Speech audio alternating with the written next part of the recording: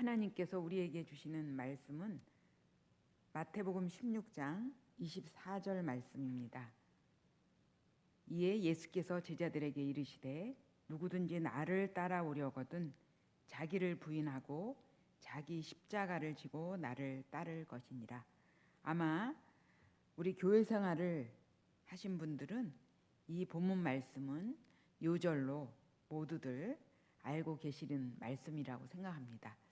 저도 이제 수차례에 걸쳐서 이 말씀을 외웠습니다. 어릴 때도 외웠고 신학대학원 시험 볼 때도 외웠고 지금도 외웠는데 왜 보고 읽었냐면은 또 사람들 앞에서 외우려고 하면은 뭔가 이렇게 또 좀 한자라도 틀리는 경우가 있어서 이렇게 외웠습니다. 본문을 보고 읽었습니다. 여러분, 제가 오늘 딱 이 한 절만 이렇게 말씀을 드린 것은 다시 한번 우리가 이 말씀을 암송하는 그런 계기가 되었으면 하는 생각에서입니다.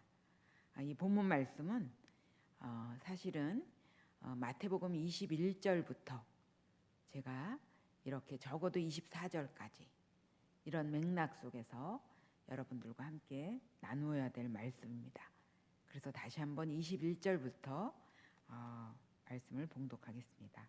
이때로부터 예수 그리스도께서 자기가 예루살렘에 올라가 장로들과 대제사장들과 서기관들에게 많은 고난을 받고 죽임을 당하고 제3일에 살아나야 할 것을 제자들에게 비로소 나타내시니 베드로가 예수를 붙들고 항변하여 이르되 주여 그리 마옵소서 이 일이 결코 죽기에 미치지 아니하리이다. 예수께서 돌이키시며 베드로에게 이르시되 사탄아 뇌뒤로 물러가라. 너는 나를 넘어지게 하는 자로다. 내가 하나님의 일을 생각하지 아니하고 도리어 사람의 일을 생각하는도다 하시고 이에 예수께서 제자들에게 이르시되 누구든지 나를 따라오려거든 자기를 부인하고 자기 십자가를 지고 나를 따를 것이니라. 이 본문 말씀은 마태복음뿐만 아니고 누가복음과 또 마가복음, 공관복음에서 이 본문 말씀을 다루고 있습니다. 공관복음의 모든 말씀이 항상 함께 이렇게 공유되지 않습니다. 그런데 이렇게 누가도 마가도 이 본문 말씀을 기록한 것을 보면은 이 본문 말씀은 참 중요한 그런 말씀이라고 할 수 있습니다. 물론 하나님의 말씀은 한 절 한 절 다 중요합니다. 그런데 이렇게 공관복음에서 각각 이것을 기록하는 것은 3번 강조하고 있다는 그런 생각이 듭니다. 오늘 말씀에서 보듯이 이 말씀은 예수님께서 이제까지 공생애 3년의 사역을 하시면서 단 한 번도 그의 죽음과 부활에 대해서 말씀하지 않으셨습니다. 마태복음에서 이렇게 공생애에서의 그런 제자들과의 사역 가운데 처음으로 예수님이 십자가의 죽음, 그의 죽음과 그의 부활을 말씀하시는 대목입니다. 새삼 예수님께서 그간 말씀하시지 않다가 이렇게 비로소 말씀하시게 되는 것은 이제 그의 때가 다가온다는 것을 알 수 있으며 또 처음부터 이것을 얘기하지 않은 것은 그의 제자들이 이 얘기를 한다면 아마 아무도 함께하지 못할 수도 있다는 그런 생각을 했을 수도 있습니다. 그런데 이렇게 함께 여러 사건을 겪으면서 예수님과 함께 사역한 제자들이 오늘 예수님께서 이제는 말해야 될 때가 됐다. 그래서 이 말씀을 하시는데 수제자라고 흔히 얘기하는 베드로조차도 그의 뜻을 이해하지 못하는 것을 볼 수가 있습니다. 이때에도 제자들은 예수님께서 죽으시고 부활하신다는 것을 이해하지 못했습니다. 그래서 베드로, 충성스러운 베드로는 이렇게 얘기합니다. 그리 마시라고. 그리고 이 일은 결코 주께 미치지 아니하리라고 이렇게 얘기합니다. 이렇게 얘기하는 주께 미치지 아니하리라고 얘기하는 베드로의 말 속에는 만약에 그 일이 일어나려고 한다면 제가 목숨 걸고 그 일을 막겠습니다 하는 뭔가 결연한 의지가 우리가 이 몇 절 속에서 드러나는 것을 볼 수가 있습니다. 그런데 예수님께서 뭐라 그러셨냐면은 너는 나를 넘어지게 하는 자로다. 그렇게 예수님께서 준엄하게 말씀하십니다. 나의 죽음이 무슨 의미인지 그리고 그것을 통한 부활이 무슨 의미인지 너는 알지 못한다. 도리어 네가 그렇게 말하는 것은 나를 넘어지게 하는 것이다. 이렇게 이해가 되고 있지 않은 상황 속에서 더 나아가 예수님께서는 뭐라고 그랬냐면은 오늘 본문 말씀인 나를 따라오려거든 자기를 부인하고 자기 십자가를 지고 나를 따를 것이니라. 나를 따를 것이니라. 그런데 나를 따르는 것이 지금 제자들이 아니겠습니까, 여러분? 제자가 무엇입니까? 따르는 자들인데 따라오려거든 너희가 진정 따라오는 자가 되려거든 자기를 부인하고 십자가를 지라고 말씀하십니다. 지금 예수님의 죽음도 이해 못하는 제자들에게 예수님은 제자들에게 십자가를 지라고 얘기하고 계십니다. 더더욱 제자들은 이해하지 못했을 게 분명합니다. 제자들이 이해하지 못한 것은 우리가 다 알 수 있습니다. 왜냐하면 예수님이 십자가에 달려 돌아가셨을 때 그 요한 외에 그 십자가의 언저리에 남아있던 제자들이 없었던 것을 보면 우리가 알 수 있고 또 예수님이 3일 후에 부활한다 그랬는데 그 무덤가의 제자들이 미리 예수님의 그 영광스러운 부활의 현장을 보려고 모두 모여 있지 않은 것을 보면은 제자들은 아무것도 이해하지 못한 것을 볼 수가 있습니다. 우리 믿는 사람들 가운데 이런 말을 한 번도 안 해본 사람은 없을 것입니다. 아우 이것은 나의 십자가야. 내가 지고 가야 돼. 그렇죠? 우리가 살아가면서 우리 성도님들도 이것은 나의 십자가야. 내가 지고 가야 돼. 이런 말을 하지 않은 분들은 없을 것입니다. 그렇습니다. 우리가 살아가다 보면은 집집마다 뭔가 우리가 책임지지 않으면 안 되는 우리에게 큰 짐으로 느껴지게 하는 그런 존재들이 있습니다. 그것은 나의 자녀일 수도 있고 또 나의 남편일 수도 있고 나의 시댁 가족일 수도 있고 나의 친정일 수도 있고 또 내가 일하는 곳의 동료일 수도 있고 또 나의 주변에 그냥 외면할 수 없는 그런 사람들일 수도 있습니다. 그래서 우리는 자주 나의 십자가라는 얘기를 하게 됩니다. 세상 사람들은 십자가를 뭐라고 얘기하나 봤더니 애물단지라고 얘기합니다. 아, 저 애물단지 저거 버릴 수도 없고 내가 짊어져야지. 세상 사람들도 그렇게 얘기합니다. 그런데 우리는 내가 나의 십자가야 이렇게 얘기하고 있습니다. 그래서 그 십자가를 지려고 많이들 애쓰고 있습니다. 믿는 사람들은 특히 하나님 앞에서 세상적으로는 감당할 수 없는 그런 십자가들을 이렇게 지고 있는 것을 보고 있습니다. 그러면서 때로는 이를 부두둑 갑니다. 이 십자가를 내가 언제까지 져야 되나? 참 힘든 것이지 않습니까? 그렇죠, 성도님들 많이 수고들 하고 계시죠? 그 십자가를 지려고. 그런데 생각해 보십시오. 이 십자가가 무엇입니까? 이 십자가 안에 무엇이 있었습니까? 예수님께서 베드로에게 너는 나를 방해하지 말라고 준엄하게 말씀하시는 예수님이 지신 그 십자가에 무엇이 있는 것입니까? 종교개혁자 루터는 굉장히 구원의 문제에 대해서 고민했던 사람입니다. 루터는 단 한 번도 세계를 본인이 변화시키고 그리고 굉장한 일을 가져올 거라고 생각한 적은 없었습니다. 친구의 갑작스러운 죽음으로 나도 구원을 얻을 수 있을까? 나는 구원에 준비된 자일까?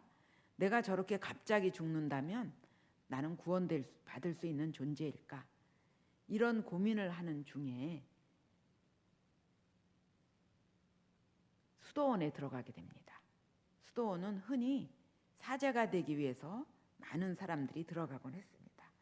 그런데 이 루터는 자기 구원의 문제에 대한 고민으로 들어가게 되었습니다.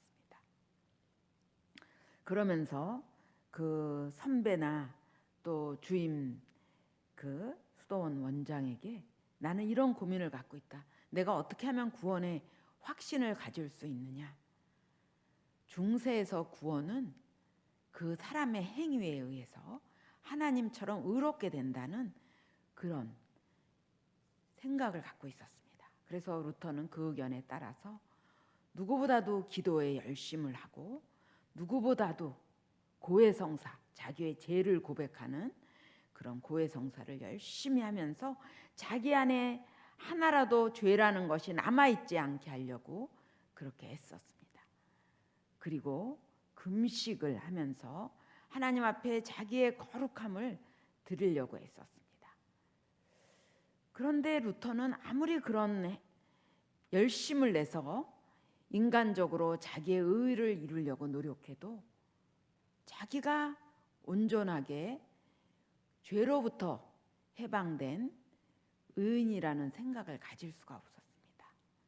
그리고 계속 드는 생각은 고해 성사를 하면 할수록 드는 생각은 내가 미처 알지 못해서 고백하지 않은 죄는 그럼 어떻게 되나? 그 죄 때문에 나는 의롭지 못한 게 아닌가? 막 그런 번민을 하다 보니까 루터가 하나님에 대해서 화가 났습니다.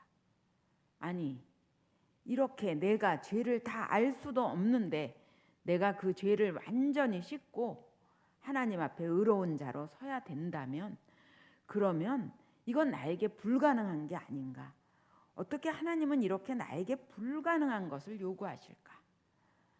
이렇게 불가능한 것을 요구하시는 하나님에 대해서 너무 화가 났습니다.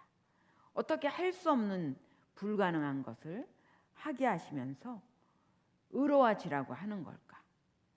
도저히 그게 이루어질 수 없는데. 그래서 막 하나님을 저주하는 루터였습니다. 그러다가 루터가 십자가에 달리신 주님을 보게 됩니다. 주님은 죄가 없는 분인데 왜 저분이 십자가에 달려 있는 거야? 저분은 의로우신 분인데 저분이 왜 십자가에 달려 있는 거야? 그러면서 루터는 큰 하나님의 말씀에 깨우침을 갖게 됩니다. 십자가에는 하나님의 분노, 죄를 지은 인간의 죄에 대한 분노,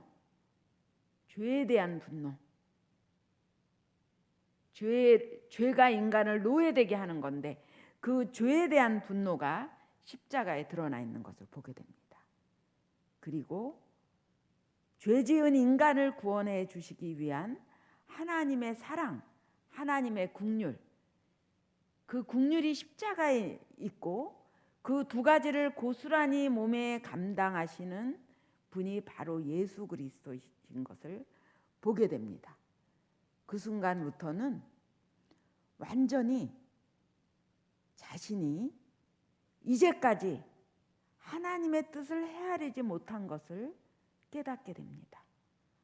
아, 우리 인간이 자기의 죄를 깨끗게 할 수 없는 존재구나. 그래서 저 죄 없으신 예수 그리스도께서 인간의 죄를 짊어지시고 십자가에 달려 돌아가셨구나. 저 십자가에 하나님의 죄에 대한 분노와 죄를 지은 인간의 생명을 구원하시고자 하시는 예수님의 긍휼하심과 사랑이 십자가에 있구나. 그것을 루터가 깨닫게 되었습니다. 그렇습니다, 성도님들. 이 십자가는 죄에 대한 하나님의 분노와 죄를 사해 주시는 하나님의 긍휼하심과 사랑이 이 십자가에 있습니다. 십자가에 이렇게 커다란 능력과 커다란 비밀이 있는 것입니다. 그런데 우리에게 십자가를 지고 나를 쫓으라고 하실 때 이 십자가에 그만큼은 아닐지라도 이만한 정도의 비밀이 숨겨 있지 않겠습니까? 성도님들이 오늘 힘겹게 지는 그 십자가에는 분명히 힘겨움만이 아니고, 그리고 내가 참음으로 인해서 뭔가 그 상대방이 변화되는 그것을 넘어서는 무엇인가가 있는 것을 우리가 생각할 수 있지 않을까? 그런 생각을 이렇게 해보게 됩니다. 그렇습니다. 우리가 이 십자가를 지고 이렇게 갔을 때 우리는 많은 간증들이 있습니다. 아, 내가 저놈을 참아줬더니 저놈이 이제는 사람 구실을 하는구나.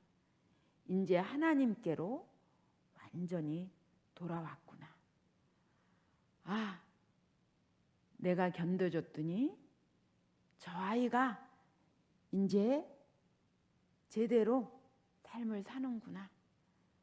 아, 내가 견뎌줬더니 우리 친정 부모님들이, 우리 시부모님들이 이제 하나님을 믿게 되었구나. 나를 보고 하나님을 믿게 되었구나. 아, 내 직장 동료가 내가 참으면서 그를 섬겨주었더니 이제 나에게 와서 당신이 믿는 주님을 나도 믿고 싶습니다. 그런 얘기를 하는구나. 아, 이때가 나한테 오는구나. 이런 고백을 우리는 많이들 하는 것을 볼 수 있습니다. 그리고 우리는 그 얘기를 들을 때 가슴이 뭉클해지는 것을 볼 수 있습니다. 그런데 우리가 지은 십자가에는 이 놀라운 역사와 또 감격 외에 또 있습니다. 또 있습니다. 그것이 무엇이겠습니까? 저는 정금모 장로님이라는 분이 계십니다. 그분은 아주 신실한 크리스찬이십니다. 그래서 나는 위대한 과학자로 기억되기보다는 신실한 크리스찬으로 기억되길 원한다는 그런 소망을 갖고 계신 분입니다. 이분은 제가 지금 말씀드린 대로 위대한 과학자이십니다. 한국이 이제까지 배출한, 세계가 알아주는 과학자로는 아직 이분을 넘어서는 과학자는 없습니다. 이분은 원자력에 대해서 아주 탁월한 자입니다. 워싱턴에 가면은 과학자들을 이렇게 명예의 이름에 전당해 놓은 곳이 있습니다. 거기에 이분의 이름이 있을 정도입니다. 이분은 아직 생존해 계십니다. 그런데 그리고 이분이 뭘로 또 세계적으로 더 유명해졌냐면 우리 체르노빌, 후쿠시마 그 원자로가 이렇게 무너지기 전에 세계는 이미 그 공포를 경험한 적이 있었습니다.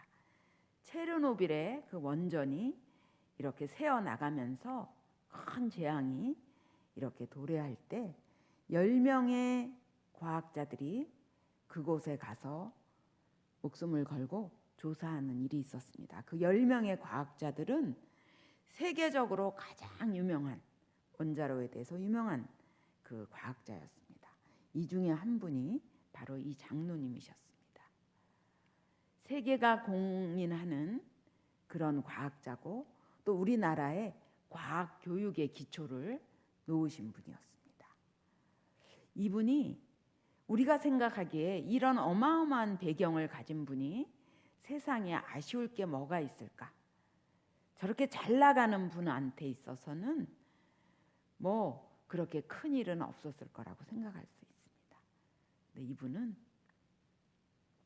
자녀가 3명입니다. 딸들과 아들 하나인데 그 아들이 태어날 때부터 신장에 굉장한 어려움을 갖고 태어났습니다. 그리고 이 어려움이 이분의 평생을 너무나 이렇게 힘들게 가져가는 것 같았습니다. 이분의 그 간증을 들어보면은 깜짝깜짝 놀라는 일들이 이 사랑하는 아들을 통해서 많이 있었습니다. 본인에게 주어지는 명예를 누릴 수 있는 그런 시간조차도 별로 없었습니다. 항상 그 아들이 생과 사를 넘나드는 그러한 것으로 인해서 가슴을 조여야 되는 일이 있었습니다. 아들에게 다행히 신장도 기증할 수 있었습니다. 그러면서 이 장로님은 그 아들이 자기에게 십자가라는 생각을 했습니다. 우리도 우리에게 어떤 짐이 주어질 때 그 십자가를 저건 내가 져야 되는 십자가야 이렇게 하면서 지고 가는 것처럼 이분 역시 그 십자가가 너무 이분을 버겁게 했습니다. 때로는 왜 나에게 이렇게 버거운 십자가가 주어져야 될까? 이러한 생각도 했습니다.